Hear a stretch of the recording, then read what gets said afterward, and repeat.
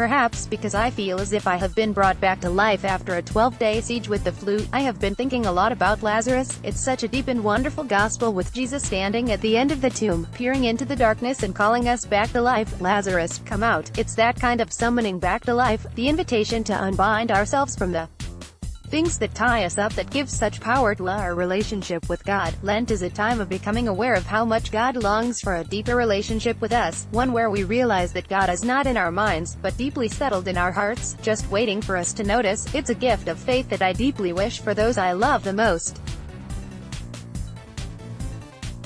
My dad, who died about 9 years ago, was always terrified of death. He actually dwelled on it a lot, but it was often in kind of a maudlin way, and it was clear he was afraid of it.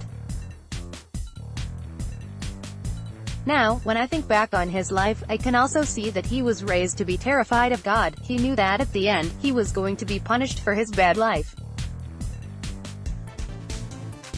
My dad was a hard man in many ways, but finally, toward end of his life, I had the grace to see him with new eyes, maybe looking at him as Jesus did.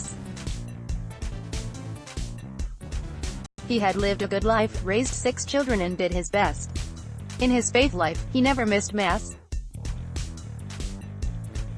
He read a number of Catholic magazines and lots of books, and in retirement often had long conversations with his pastor about church issues, church politics, and reform.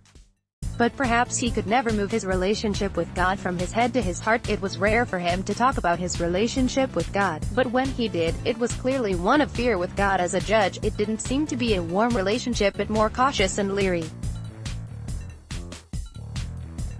He never had the sense that at the end, he would be falling into the arms of a loving God.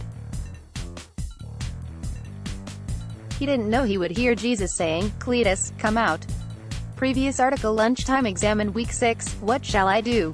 Next article: The World as It Really Is. Maureen McCann Waldron graduated from Creighton University with a degree in journalism and then spent 22 years in corporate public relations.